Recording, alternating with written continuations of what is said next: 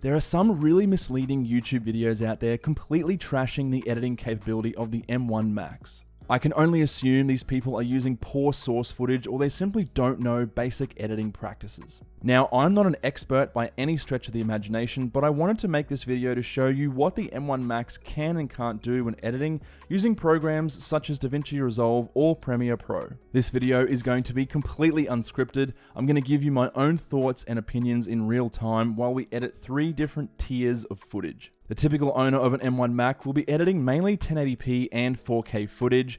1080p is really straightforward, so I'm going to skip straight to 4K. Then we'll do 6K Blackmagic BRAW and then Red RAW footage on a timeline with color correction, LUTs, and special effects. We will also be rendering all of these videos. Now, I'm using a base model M1 Mac Mini in this video, and I chose this because it's the cheapest M1 Mac at just $699 and is the exact same spec and performance as the MacBook Pro. I decided against using the MacBook Air for this video, as anyone who's going to be doing any kind of semi-serious editing will have purchased either a Mini or a Pro over the Air. Without further ado, let's jump into the studio and get this video started. So just quickly, all the footage that I'm actually editing is going to be stored on this NVMe M.2 SSD drive. This is custom built by myself. It's very cheap and inexpensive. It is a 2 terabyte drive and it has read and write speeds of up to 900 megabytes per second. So super good piece of gear. I'll have a link to that in the top right hand corner if you want to watch the video on that. Okay, so first of all, let's get some basic editing practices out of the way. So the most important thing when you're doing editing is generally using the right type of footage.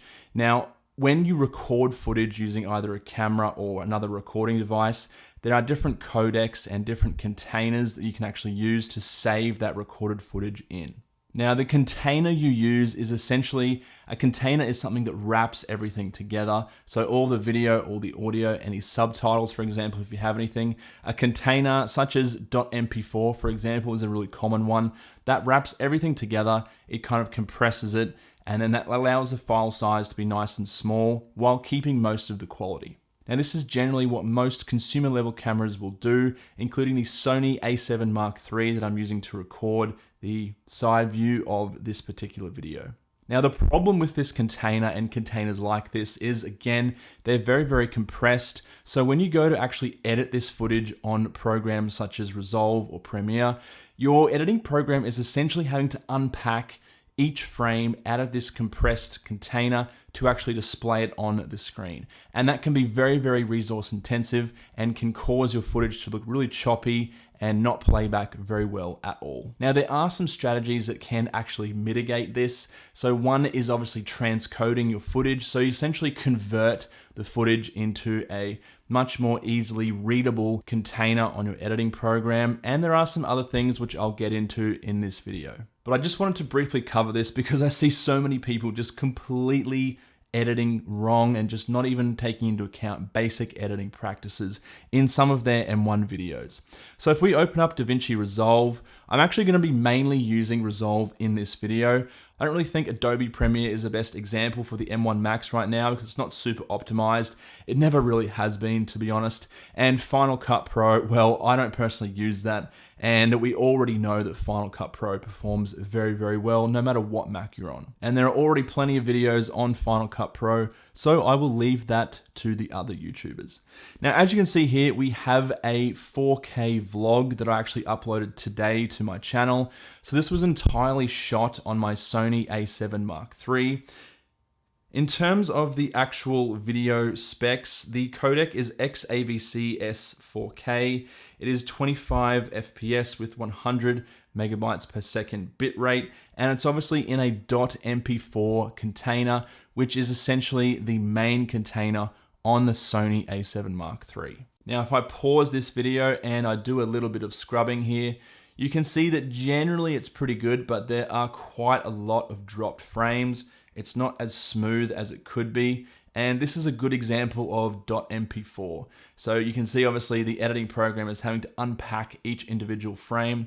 And the faster I scrub, the more frames are dropped. If I'm going quite slowly, it's okay. And then if I actually play it back, it's totally fine generally. But once you start adding in effects and transitions and lengthening the timeline, it gets worse and worse. Now, if I compare this to some really editing program friendly footage that I have on my external SSD. So if we come in here, this is a codec called DNxHR. This is a really, really high quality one. And if I actually grab a whole bunch of these clips and I drag them onto the timeline, you can see here the difference is night and day. So we can see here, if we're scrubbing, I'll just zoom in a bit more. If we're scrubbing here, there are 0 dropped frames. It's very, very smooth. Even when we go into clips with some motion, it's very, very smooth as well. I'll just fast forward here to get to some more clips with some motion. So as you can see there, it's very, very smooth. Much, much better than the .mp4. And this is because none of this footage is compressed. Well, it is compressed, but only very slightly, which means you're gonna be getting pretty much the exact same quality, but it's gonna be much easier to edit. Now, one of the trade-offs of footage like this is, if we look at this clip here, for example, it is a 1.4 gigabyte clip, and it is only 20 seconds in length. So that's a huge clip. Obviously, you're gonna need a lot of storage space for that, but the trade-off is it's super, super easy to edit in. Now, the other option is you can use proxies. Again, I won't get into proxies too much, but it's essentially creating a really low quality version of each of these clips, editing that, and then when you go to actually render the final copy, instead of rendering that low quality version, you can actually specify to render using the high quality clip, and that makes it very, very easy to actually edit really, really hardcore footage, like say for example, 8K Red RAW, which we'll take a look at in a second. I don't personally use proxies. It's too much effort for me. I like to be able to smash all of my footage straight out of the camera into my editing program and go straight from there without any issues. Now, if you don't want to use proxies, and let's say for example, you have a really, really high quality footage like 6K B-RAW or 8K Red RAW, or even just some really high quality 4K .mp4 footage, you can come in here to the project settings on Resolve. You can change the timeline resolution down from say 4K to 1080p. And if we save that, this timeline is now in 1080p, and it's gonna be actually a lot easier for you to scrub through, and you're gonna see a lot more smoothness and less dropped frames. You can also come back up here to the playback section, and you can actually change the timeline proxy mode to either half resolution or quarter resolution. Quarter resolution obviously means that the footage you're seeing here is playing back in a quarter of its resolution or its quality. And again, that's just gonna make it a lot easier to scrub through, to edit, and also to play back. Now, everything I've just showed you is pretty much the exact same on Adobe Premiere, which I'll show you in a second. But unfortunately, a lot of the videos I've been seeing that are trashing the M1's editing capability, they don't really go into any of this detail. They just kind of slap some random footage on the timeline and just complain about how it can't be edited properly or smoothly, and it's just not true. This is not the be and end all. It is an entry-level $699 Mac, and it's the exact same as the MacBook Pro, as I've already mentioned, but it still does a really, really decent job. Now, moving on to some Fusion and some 3D effects and color correction, that kind of stuff.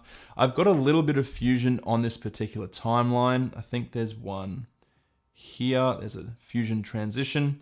So if we play that, you can see it works totally fine. If we actually come back to the timeline proxy mode, turn that off, and we play that again, you can see it's a little bit more laggy. And then if we come back here and if we change it back to 4K and we save, a little bit more laggy again, but as you guys can see, if you really want to be able to play back Fusion transitions in real time, you can. You just got to bump down the timeline resolution or the proxy mode. Now, each of these clips has color correction already applied. Some of them also have LUTs as well, as you can see here. Just some very, very basic color correction and LUTs. So what we'll actually do now is I'm going to delete all of this other footage here, just so we only have .mp4 4K footage out of the Sony A7 III. We're gonna come into the Deliver tab, which is essentially the render tab. I'm gonna select the 4K YouTube option here. I don't personally use these settings, but I'm just gonna use this for the purpose of this video. 4K, 25 FPS, the format or the container is QuickTime, and the codec is H.264. You can use H.265 if you like, but I'm just going to use 4 for the purpose of this video. And I'm going to actually save this to my external drive. And I'm going to call this 4K vlog test. I'm going to save that, and I'm going to add that to the render queue. I'm going to render it, and I'll see you guys in a few minutes when this is finished, and we'll see just how long it takes. Okay, so we're about halfway through the render. We've got about 4 minutes left, and we're about 50%. I just want to show you guys quickly just the actual temperature of the Mac Mini. Now, if we open up TG Pro, which is the app that I use for monitoring a temperature, you can see here the cores are actually nice and cool. The fan is only at 1600 RPM. I literally cannot hear it at all. So there's absolutely no issues there in terms of heat.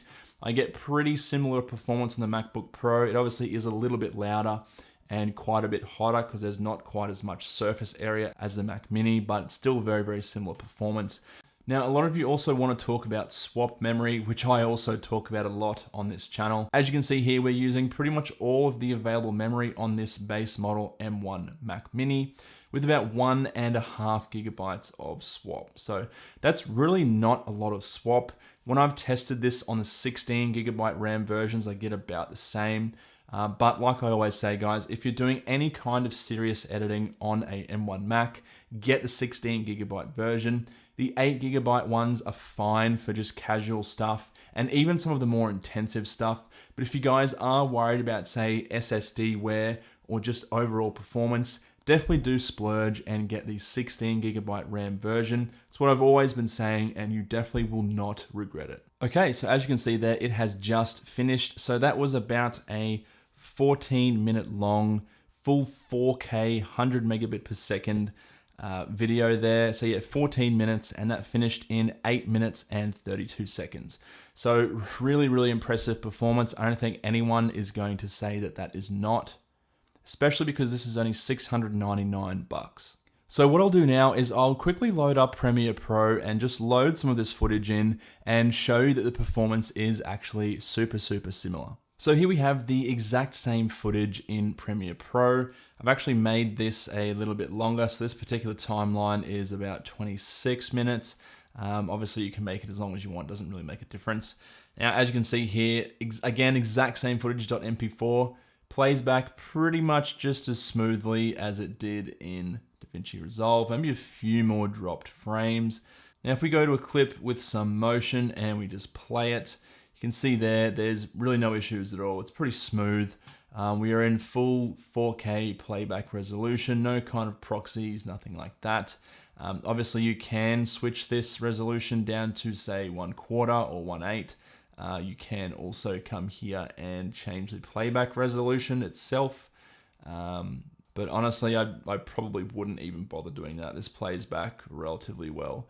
Now, even if I was to go to a section here, let's just go to this first clip and let's add some effects in, and we'll see what kind of effect the effects have on this particular clip. So if I add in, say, some Gaussian blur,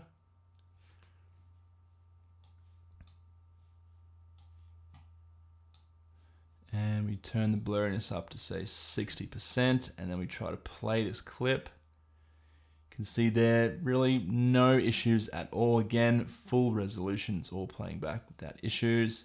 If I add in some color correction as well, let's just go for some lumetri color, and we'll drag that on. And let's do some curves, just some really basic stuff. And some basic correction. Let's turn the exposure down. And then we'll come and play this back. And as you can see, playing back without any issues, no dropped frames. If we scrub, definitely you're going to find it a little bit more, it's going to be a bit more difficult to scrub with all the effects added, but it's still not too bad at all. Now, I'm not going to render this. I'll leave that for a separate video. I don't really want to compare Premiere Pro against DaVinci Resolve in this video. It's not the purpose of this video. So let's shut this down and let's check out some 6K BRAW footage from the Blackmagic camera. Okay, so before we actually drag in some BRAW clips into this particular timeline. I'll tell you a bit more about the actual footage itself. So I'm obviously shooting on this particular camera here. This is a Blackmagic Pocket Cinema Camera 6K. I have the settings on constant bitrate 3:1. It's 6K resolution and 25 FPS. So if we come in here to my BRAW folder and I just drag all this footage over here, we will change the frame rate. And let's start dragging on some of these clips onto the timeline and seeing what we can do. So I've imported about 13 minutes worth of 6K B-RAW footage onto the timeline. Now I'll quickly just show you that I've set the timeline resolution to 4K. I really don't know why you would set the timeline resolution to 6K, especially on such a small screen. And if we now come up to the playback and we check the proxy mode, that's off. So this should be playing back in full 4K resolution, and we'll just have a look at what it does. So as you can see up in the top left-hand corner, we're getting that little red icon, which means we're actually dropping frames. So it looks like we're kind of reaching the limit of what the M1 Mac can do. And to be honest, that's totally understandable because this particular footage is, although it's Blackmagic in the BRAW codec, and this is obviously much more suited to the DaVinci Resolve editing program than say Premiere Pro, it is still super high quality and a really high bitrate kind of footage. So I'm really not surprised that it is struggling. So this is where you'll actually come in and you'll come into the settings and you maybe just bump it down to 1080p, and then we'll see if we can play that. You can see that's actually playing a lot better. Still a couple of dropped frames here and there, but this is still probably editable. I personally wouldn't have any issues with this at all. You can see there it's scrubbing pretty well. Really not that many dropped frames at all. In fact, it's actually almost completely playable now without any issues. So if I scrub through and I play, you can see there's no issues there at all. If we go to some motion, that's playing back without any issues at all. So let's actually come in here to color and let's add a few LUTs to this footage. We'll do some color correction, maybe a little bit of blue offset to give it kind of a bluish hint. Bump up the contrast a bit. Bump it down, actually, I should say. That's like a very nice kind of cinema look. It's almost like a LUT. And if we copy that and then we paste that, that's going pretty good. I actually quite like that. Yeah, that looks good. Cool. And if we come back here to the edit tab and then we play, see a couple of dropped frames at the start, but now it's playing back very smoothly without any issues. If we scrub, little bit of issues scrubbing. Actually, no, not really. That's still very smooth. We can obviously turn off all the special effects there, but still working very well. And this is totally editable. Again, this is a $699 computer, very cheap. And this is 6K, essentially cinema footage. So it's a very high quality kind of footage. Okay, so I've done a little bit of color correction to these clips. Okay, so now we're actually going to render this out in what I like to call a master render. So this is essentially the master file that I'll make of all of my videos. It's a really high quality, almost lossless video. In case I want to ever use scenes and bits and pieces of this video in future videos, I can have a really high quality version of it just sitting on my hard drive ready to go. So first things first, I'm going to make sure that we've switched our timeline resolution back to 4K. I'm not going to be rendering this in 6K, just going to do it in 4. I'm just going to call this master. Going to keep the format QuickTime. I'm going to change the codec to DNxHR, which is a really high quality, almost lossless codec. I'm going to leave resolution, frame rate as they are. Everything else is going to remain as normal. We're going to add to render queue. We're going to add to my NVMe external drive. We're going to save that. We're going to render. And I will see you guys when this 14 minutes of B-RAW footage has finished rendering with the results. Okay guys, as you can see, it has now finished. So that was about 13 minutes of B-RAW footage rendering in 4K and also DNxHR codec, and that finished in 20 minutes. So that's a pretty impressive result. Again, this is a budget level Mac. It is literally the cheapest Mac you can get. And this is some pretty serious footage that I would say probably 98% of people will never ever work with. Most people using an M1 Mac aren't going to be doing any kind of super hardcore editing or rendering, because if they are doing that type of work, they're probably going to have some kind of dedicated desktop or a Mac Pro, or they're waiting for the new M1X Macs to come out in a few months. So what we'll do now is we'll shut this down and we'll do our final test, which is some 8K Red RAW footage from a Red cinema camera. Okay, so here's our 8K Red RAW timeline. Now, this timeline is by far the most resource intensive. This is some serious footage here. So let's just play it and see what we get. I'll just make sure all of the effects are turned off because some of these clips have LUTs and color correction applied. So let's play this, see how we go. So as you can see there, and surprise, surprise, it's really not playing very well at all. In some clips, we are getting 24 FPS. This particular clip is actually 60 FPS and it's playing okay. But some of the other ones are just really not playing back very well at all. They do play back slightly, but they're definitely not at an editable level. I would not feel comfortable editing this. Now, if we also turn the effects on, so the color correction is also some blur applied to this particular clip. If we play that now, we're only getting about 10 FPS playback. Actually, no, sometimes it's now it's gone up slightly to about 20 to 30. Sometimes it'll take a while to actually buffer and then play back, but regardless, you just can't edit like this. Now, if we come in here and obviously we change some of these settings down, so let's drop the timeline resolution to 1080 and we'll set the timeline proxy mode to half resolution. This should be a lot more playable. As you can see there, that's really smooth. If we do some scrubbing, that's very smooth. Some dropped frames, not quite as bad as before though. Still some dropped frames. The 60 FPS clip, that's actually playing back without any issues. And then if we go to this particular clip with the LUTs and the effects applied, that's playing back relatively well as well. So again, guys, you're really not going to be wanting to buy an M1 Mac to render and edit 8K Red RAW footage. You're going to be spending much more money on a serious PC or even some kind of Mac Pro to be doing this. But if you were to ask me to actually edit this right now, I could. I would just drop the playback resolution down to quarter or half. I would switch this to either 1080 or even 720p just while I'm doing the edit. As you can see, at 720p, plays back totally fine without any issues. And then obviously when you come to render it, you can set it back to 4K or 6K or 8K, and this will go well. And it will render out fine. Now, I'm not going to actually render this footage in this video. I've got multiple videos on my channel rendering 8K RAW footage. So for this particular timeline, it takes around 18 minutes, and that's with LUTs, some fusion, some color correction applied. And I'll put a couple of videos up on the screen now of me rendering this, just so you guys can get a bit of a better idea.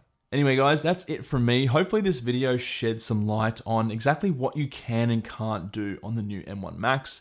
As you can see, they are a very capable machine, but obviously they're not the be and end all device. Once you start getting up into 6K BRAW and obviously the 8K stuff, it's really going to struggle. But if you know how to use your editing programs and you bump the resolution down and maybe you transcode some footage or you use some proxies, it's totally editable and fine. And the most important thing, when you get to the rendering part, there's no issues at all, as I've proven in this video and also multiple previous videos on my channel. Anyway, thank you guys for watching. Any comments or questions or tests you want me to run, let me know down below in the comments. Apart from that, I'll catch you in the next one.